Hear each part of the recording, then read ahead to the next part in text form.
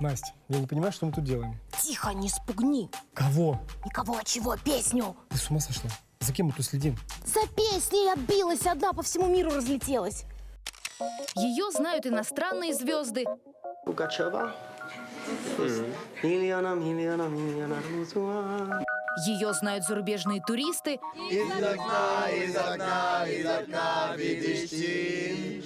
ну и, конечно, ее знают россияне. Музыка «Миллиона алых роз» была написана в конце 60-х Раймондом Паулсом для одной латвийской исполнительницы.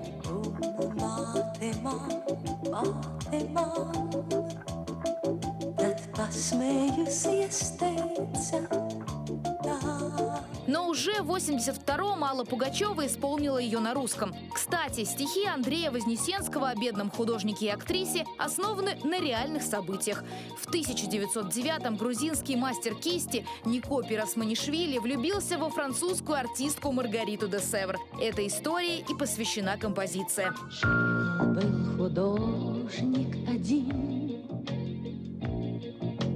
домик имел и холсты. А еще спустя несколько лет «Миллион алых роз» была переведена на японский. Удивительно, но по сей день в городе Роз, в Фукуяме, она звучит на железнодорожном вокзале, когда поезда подходят к станции.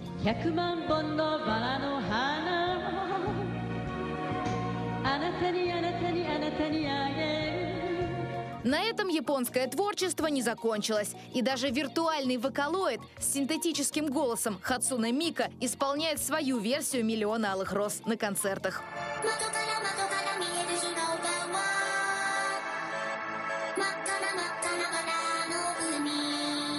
Наконец, композицию перевели на французский, финский, корейский, английский и другие языки.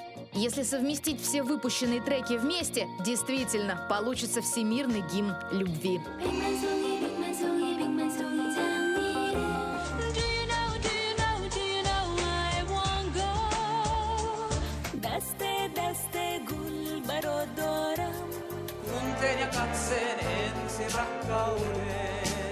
Changera toute sa vie en fleurs pour toi.